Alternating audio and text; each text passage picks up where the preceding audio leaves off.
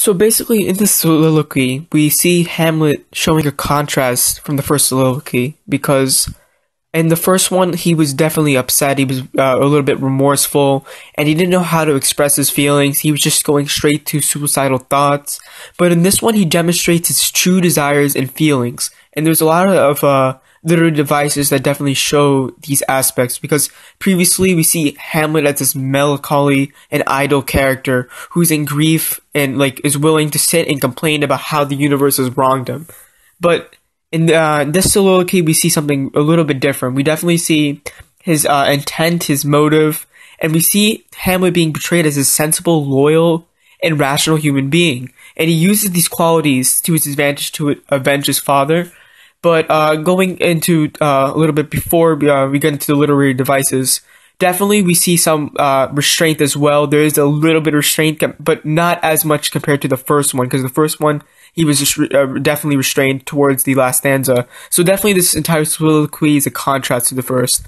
Hamlet is definitely talking about, in context, he's talking about how he wishes that he could be like the actors who can bring false emotion to their face, and that is so convincing that it evokes emotion in other people. So you see definitely admiration and inspiration. These are common themes within the soliloquy, and definitely this idea of remorse is present.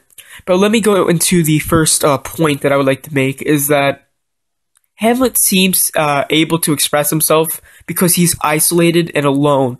And definitely in the exposition sentence of the soliloquy, it says, "Now I am alone. Oh, what a rogue and peasant slave am I." So again, this shows two different things that I pulled out from it. It shows that it shows definitely syntax, because the sentence is isolated and it's the exposition sentence, and it's showing how he's alone and he's able to it establishes that factor that he's alone and able to express himself the way he wants to. So before reading the soliloquy, the reader is informed that this is the current situation that he's in. And we also see a metaphor, because Hamlet is not really a slave. In fact, he's a prince. He is saying this. He's saying this, that he's acting like a peasant slave who lacks courage. So by him by him comparing himself to a slave, it's definitely showing he is lacking courage. But throughout the soliloquy, we'll see him express his emotions later on. And this transitions to the Hecuba reference, which again, it says with forms to his conceit and all for nothing. So we definitely see this transition where he starts praising specific individuals. So now moving on to my next point, Hamlet is questioning what an actor's real reaction would be if he had this personal connection. It would probably be a violent reaction. However, it could be justified as an outburst due to the situation that Hamlet is in. Hamlet is very emotional and a sensitive person. He just has trouble expressing this, showing it outwardly.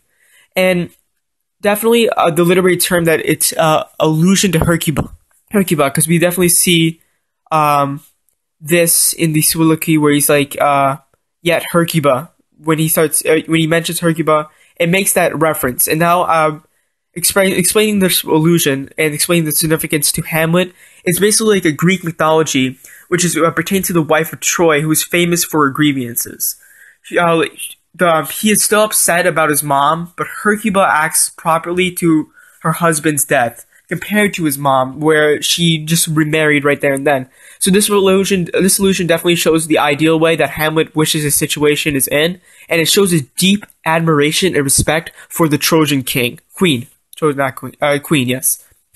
And then we see this point it starts to transition to it transitions to yet I, a dull and muddy meddled rascal peak.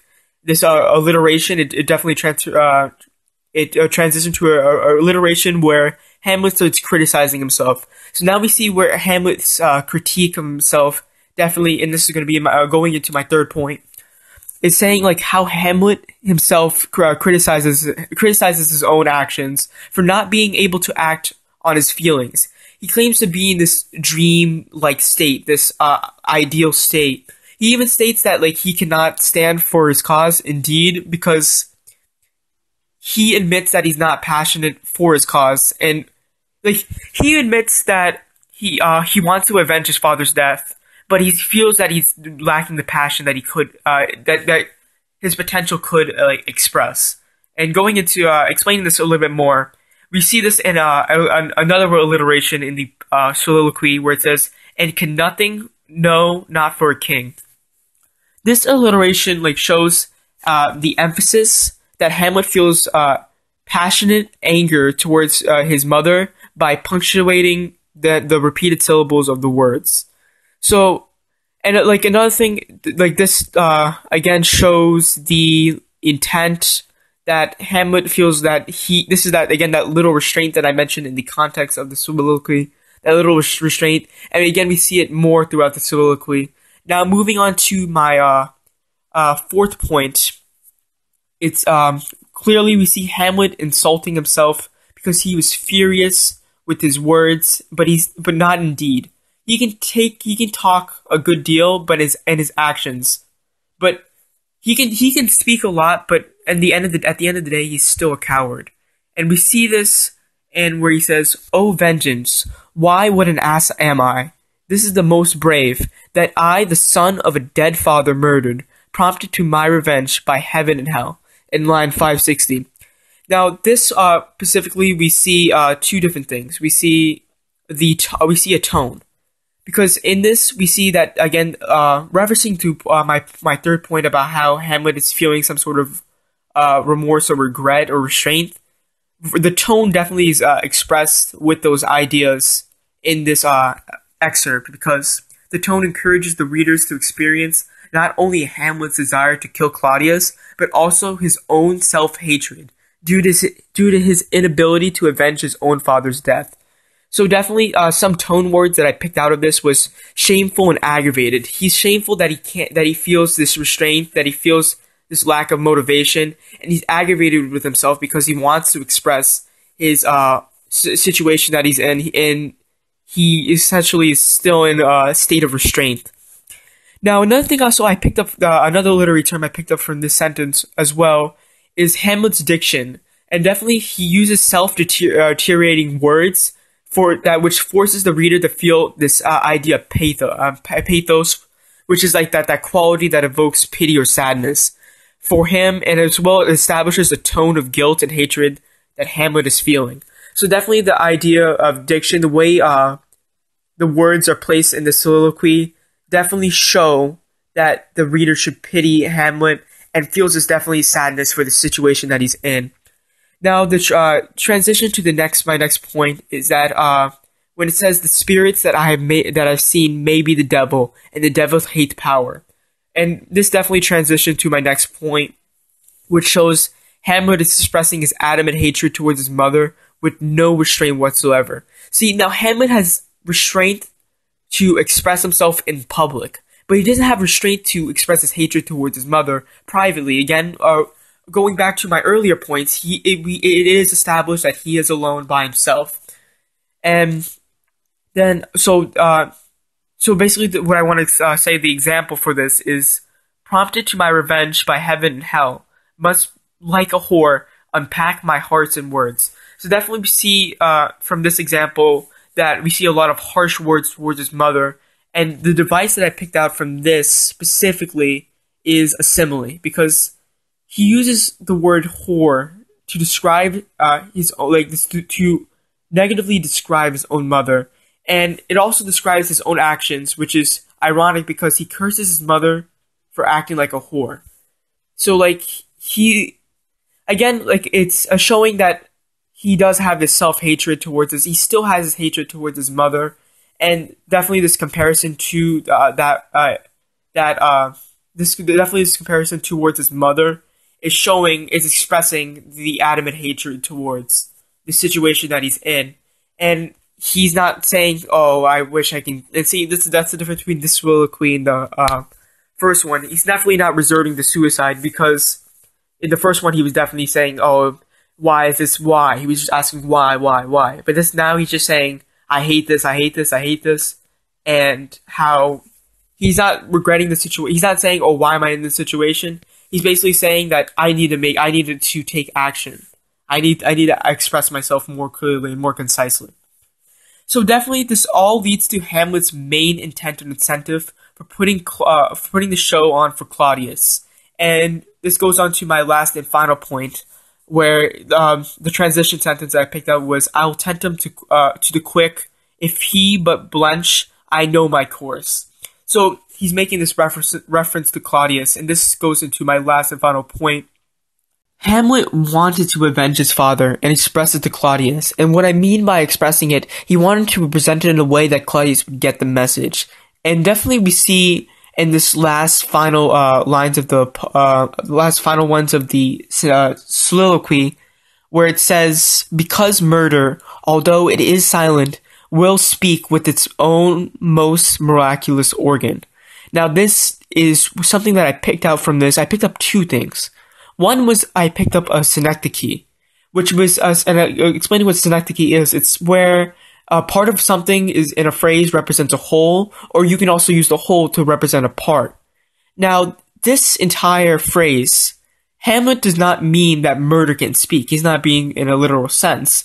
He means that a person who committed a murder, which is Claudius, can speak by having him witness a play that is something like the murder of Hamlet's father. Again, this synecdoche shows that he's trying to convey a message to to Claudius that dealt with the murder of his father. He feels that this would be a way, and he uses synecdoche to show that the murder will speak for itself through the play.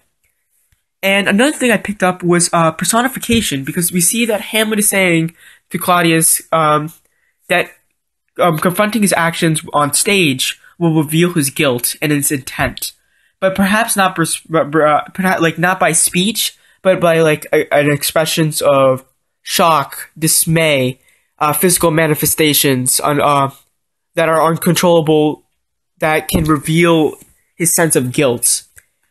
So, what I mean by that is, rephrasing what I just said, it's that he feels that again, the personification is showing that the play can speak, but he feels that by reviewing it through this production, reviewing it through us, not just by speech, by the way putting on a play is, where you can there's a lot of expressions, emotions that go into presenting a play. He feels that definitely it would reveal Claudius's main guilt, and that is something that I feel like definitely sums up the entire soliloquy as itself, because we see again, going into my concluding of what I thought of the soliloquy and what it definitely expresses to the entire play of Hamlet. We definitely see Hamlet change. We still see some elements from the first soliloquy, but definitely this is an entire contrast of soliloquy number 1. And overall, Hamlet is just expressing himself the way he wanted to originally. And again, he is feeling this restraint that he can't express himself to and the public. He can't express himself completely, but he is feeling badly, feeling shameful about it, and he kind of resolves his worries by coming up with a solution to present this play to Claudius. And definitely, I feel like that last point sums up the entire soliloquy on its own, because we see Hamlet change as a character. And remember what I said earlier? I said that Hamlet was loyal, sensible, rational. He's being real with himself. He is expressing. He's not covering it up or masquerading what he believes in. He's not saying, "Oh, it's fine, this, that. I'm fine. I can deal with it on my own. I feel like I can express." He's being definitely real with himself, and being real with himself definitely shows this very solid character development. Definitely adds a lot greater meaning for the soliloquy than the play itself. So overall, yeah, these are the points that I pulled up from the soliloquy, and definitely it adds a greater meaning to Hamlet than just plot progression.